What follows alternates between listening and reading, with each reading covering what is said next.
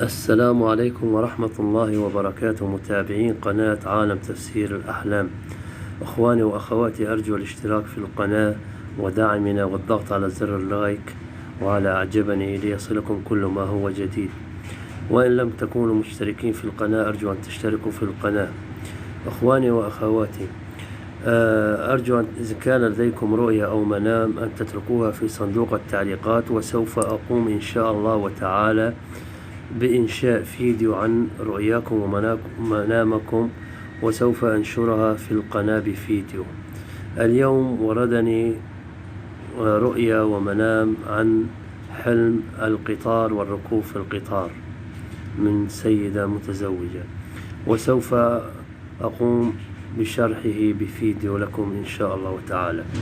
بداية، أولا يدل القطار في المنام على الخير الواسع والوفرة في الرزق والعمل الصالح والأنباء السارة والمفاجآت السعيدة في سبيل تقلد الزوج منصب جديد أو الانتقال إلى وضع آخر واعتلائه مكان أعلى. وإذ رأت أن القطار الذي تركبه خاص بنقل البضائع دل ذلك على اقتراب موعد الإنجاب والبشارة بالخير والبركة في الحياة.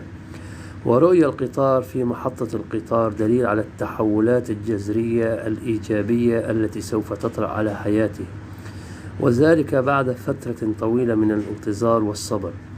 وإذ كان القطار يسير ببطء دل ذلك على تأخر موعد الأخبار التي انتظرتها والتعب والمعاناة الدائمة والشعور بالقلق والخوف الشديد من أن يخيب توقعها.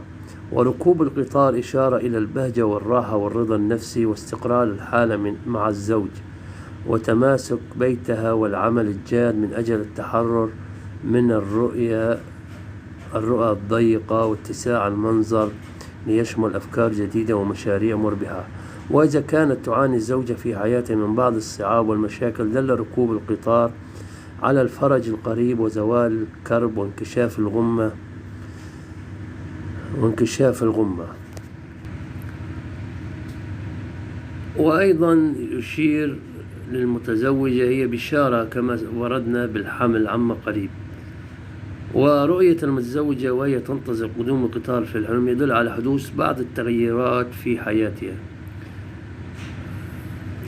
والمتزوجة التي نفسها وهي تنزل من القطار فهذا يدل على حدوث مشاكل مع زوجها تصل إلى الطلاق. وتفسير حلم القطار السريع في المنام دل على السفر لها ولزوجها وتغير الأحوال المادية لهما.